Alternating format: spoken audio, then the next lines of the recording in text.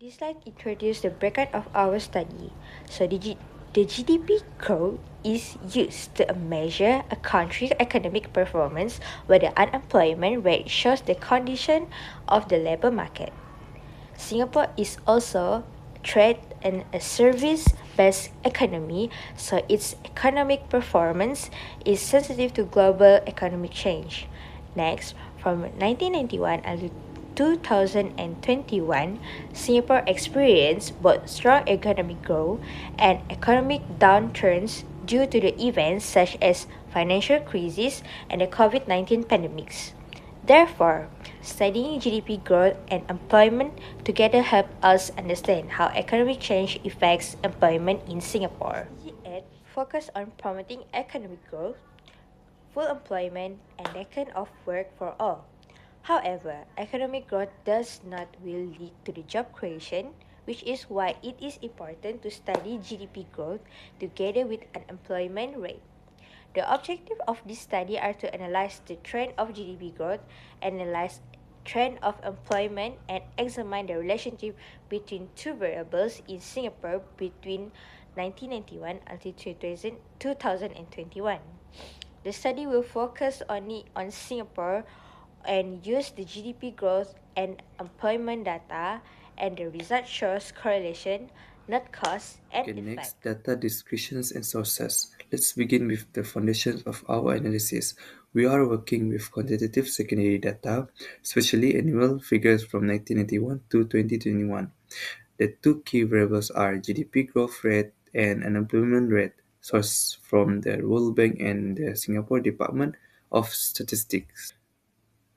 These institutions are internationally recognized from their reliability and consistency, making them ideal for long-term macroeconomic studies.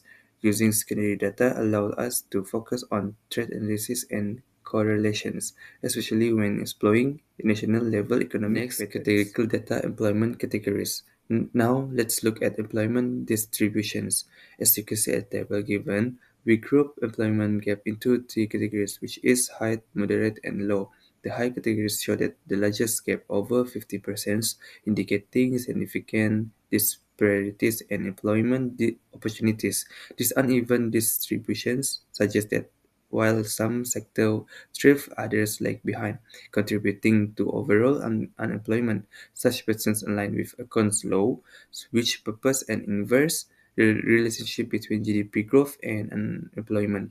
In short, when GDP rises, unemployment tends to fall, but sectoral imbalance can complicate Okay, last but not least, GDP share by sector 2021. Finally, let's zoom into the sectoral breakdown of GDP in 2021. Wholesale trade emerged as the largest contributor, followed closely by finance and insurance. Overall, service-related sector dominate Singapore's economy, reflecting its position as a global financial and trade hub. Interestingly, tourism-related sector contribute less, likely due to pandemic-related disruptions. This sectoral context help us understand the structural force behind GDP fluctuations and employment shift. By combining microeconomic trend with sectoral and categorical insight, we gain a clearer picture of how GDP growth and unemployment interact in Singapore involving economy. Today, I will talk about the interpretation of categorical in economic analysis. So, first, we notice that employment has remained mostly stable over time, which indicates that the job market hasn't seen drastic fluctuation, providing a sense of predictability. Next, the economy is primarily driven by trade and services, highlighting that these sectors are the backbone of economic activity and growth. However, it's important to recognize that not all sectors benefit equally. Some industries thrive while others lag behind, creating disparities in income and opportunity. This brings us to the final point: there's a clear need for inclusive economic growth. Policies and strategies should ensure that the benefits of economic development reach all segments of society, not just a few. In summary, analytical category data like this help us understand stability, sector contribution, inequalities, and the need for inclusive growth in the economy. Based on this pie chart, as we can see here, is most of the time unemployment was between 3.1 to 3.9% unemployment. That's more than half of the years, showing that the economy was stable. That very low unemployment, below 3%, almost never happened. It was only 6% of the time. On the other side, when the economy faced the problems, unemployment went above 5%.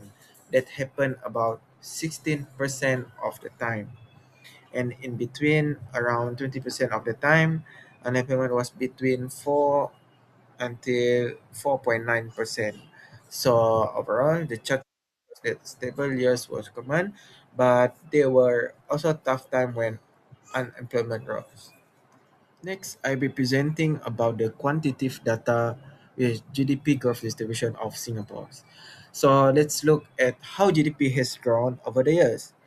Most of the time, the economy show positive growth. In fact, the strong growth between 4% and 7.9% happened the most. 36% of the time, that means many years were quite successful. Growth between 0% and 3.9% was also common, showing up in 29% of the years. Surprisingly, very high growth, 8% and above, also happened in 29% of the time, which is impressive. But negative growth, when the economy shrinks, was rare, only 6%. So overall, the chart shows that most years were good with strong or steady growth, and only a few tough times. Now we move to numerical measures summary.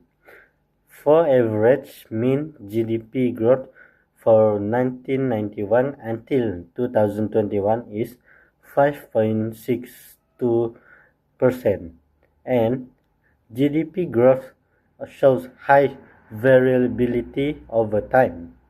And for mean unemployment rates, they have a 4.02% for average, and an unemployment rate is stable with low variation. Next is correlation analysis. So the Pearson correlation method are used, and the GDP growth and unemployment are inversely related. The relationship strength is weak, and lastly, GDP growth alone does not determine unemployment. The method used is in this correlation analysis is the per person correlation confidence method to compute and interpret the relationship between growth, which is percent, and the unemployment rate in percent. The X is referred to GDP per capita growth in percent, and Y is referred to unemployment rates in And percentage. policy implication, our analysis show several key insights. First, unemployment in Singapore remained consistently low, averaging around 4% over the past 3 decades. This indicates a strong and stable labor market, even during global economic shocks. However, economic growth does not always translate into job creation. While GDP growth averaged around 5%, the correlation between GDP growth and unemployment is very weak. This suggests that growth alone is not a reliable indicator in employment performance, especially in a productivity-driven economy like Singapore. This is where government policies play a crucial role in supporting employment stability. Active labor market intervention, which support scheme and job creation policies, has helped cushion unemployment during economic downturns.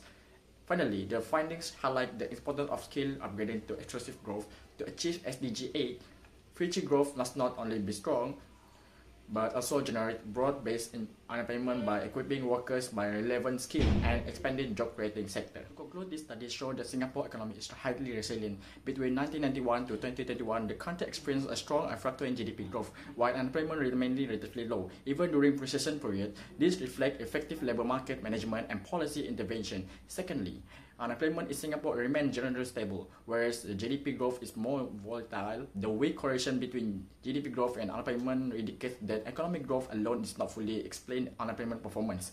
Other structural and policy-related factors play an important role.